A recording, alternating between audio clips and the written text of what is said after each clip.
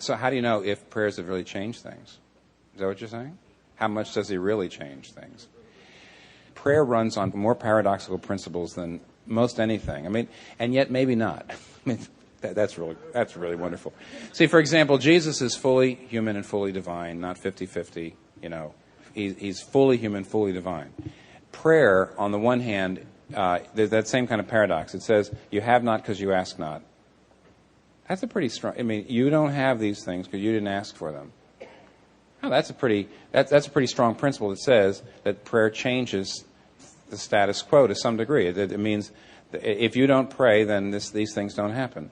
On the other hand, you just have plenty of places where it says God gives us anything that we ask for according to His will. That's in 1 John. That seems to pull it back. Now, the trouble is people say, well, it's got to be one or the other, right? Or to the degree that it's really changing things, or to the degree He's really controlling things, to that degree, I'm not really getting anything. My prayers aren't really affecting any change. This is one of those places where the paradox comes down, where He says, no, they're both true, just like my humanity and my divinity are both true.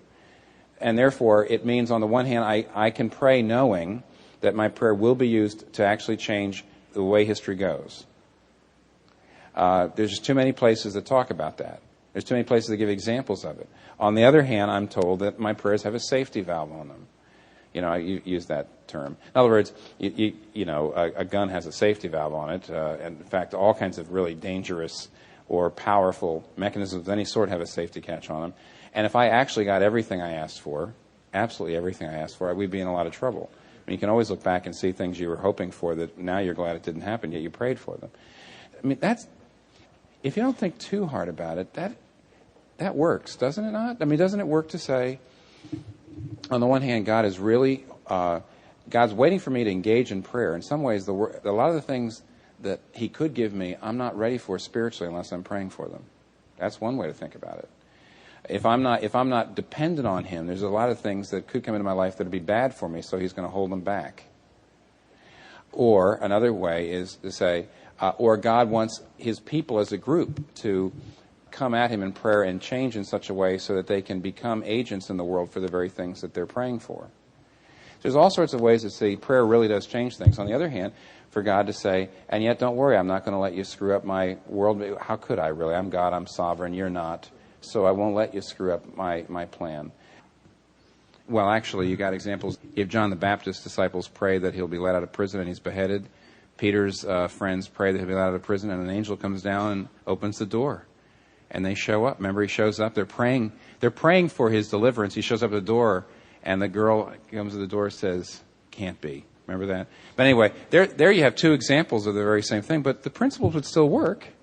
The principles would say, on the one hand, sometimes God uses the prayer, sends angels. Sometimes He doesn't. Haven't you watched your Star Trek?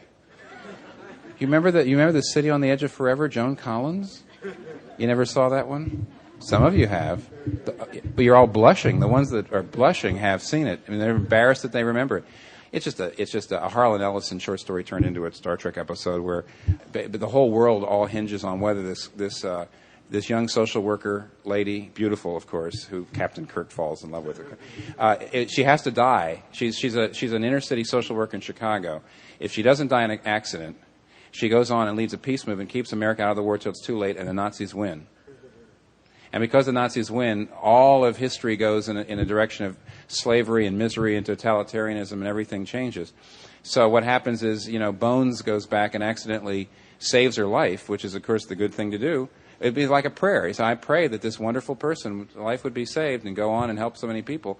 But what happens is Spock and Kirk have to go back and make sure she dies. Remember that? Now, you know what? Now, listen, if Harlan Ellison, a wisecracking, science fiction writer can imagine a situation like that, where the whole history, plausibly, where the whole history of the world really hinges on whether something really bad happens to somebody who's really good. What he's really getting at is, of course, you have to remember this is the crucifixion. Think of all the people. Think of Mary, who said, "Oh, Lord, you can't let my son die. Think of all the good things." There's nothing arbitrary about it when prayers aren't answered. In other words, in a sense, God gave Mary what she would have prayed for. She knew what He knows. So there's a certain sense in which you either get what you prayed for or you get something better, even though it could look a whole lot worse. So I think those are some. I got to go on to some other people here, but those are some things that might help. I bet you if you think about them, they'll help at least 25%. It's taken me many years to get comfortable with prayer, so it's not going to happen overnight.